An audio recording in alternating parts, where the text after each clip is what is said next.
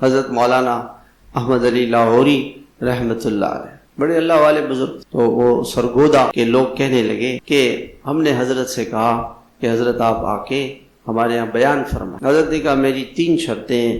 پہلی شرط یہ ہے کہ میں آپ سے آنے جانے کا کرایہ نہیں لوں گا، کہ تبلیغ کے لیے جانا آنا اپنا مال اپنا جانا، اور دوسرا آپ کا کھانا نہیں کھاؤں گا، تمہارا پانی بھی نہیں پیوں گا، تمہارا کسی برتن میں گلاس میں بھی پانی نہیں پیوں گا، اور تمہارے کسی گھر میں نہیں رہوں گا، مسجد میں رہوں، قیام مسجد میں ہوگا، کھانا آپ کا نہیں کھاؤں گا، اور پانی بھی نہیں پیوں گا، اور کرایہ بھی نہیں۔ کہتے ہیں آئے اور اپنے ساتھ روٹی گوڑ لے کر آئے، گوڑ روٹی یا کبھی ٹماٹر اس طرح کی کوئی چیز، اور اسی کے ساتھ بس کھا لیا پی لیا۔ کہتے ایک نوجوان تھا، اس نے حضرت کو دیکھا کہ حضرت کچھ کھا ہی نہیں رہے، وہ تو چپکے سے 4-5 منٹ کے اندر تھوڑا سا گوڑ روٹی کھا لی، بس ختم۔ تو اس نے کہا حضرت آپ جو ہے کیوں کھانا نہیں کھاتا؟ کہتے میری شرط یہ ہے کہ جو لوگ مجھے لاتے ہیں بیان کے لیے تو میں ان کے یہاں کچھ نہیں کھاتا۔ انہوں نے کہا میں تو نہیں لے کر آیا ہوں آپ کے لیے، میں تو آپ کو نہیں لے کر آیا ہوں، جو لوگ لے کر آئے آپ ان کی نہیں کھاتے، میری کھائیں گے۔ کہ میری دوسری شرط یہ ہے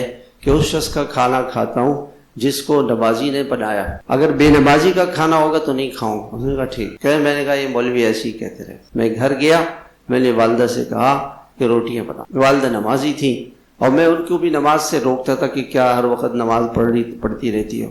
میں کالج میں پڑھتا تھا، نماز نہیں پڑھتا، اور بس کبھی پڑھ لی کبھی نہیں پڑھی، لیکن حضرت آئے تو میں بڑا متاثر ہوا، ان کے بیانات سنے تو، اور گھر کے اندر جو ہماری خادمہ تھی ان سے بھی کہا روٹیاں بناؤ، دونوں نے روٹیاں بنائی اور روٹیاں اکٹھی کی، اس پہ کوئی نشان لگا، تھوڑی تھوڑی روٹی کاٹ لی تاکہ نشان پڑے، اور کھانا لا کے ان کے سامنے رکھ دیا۔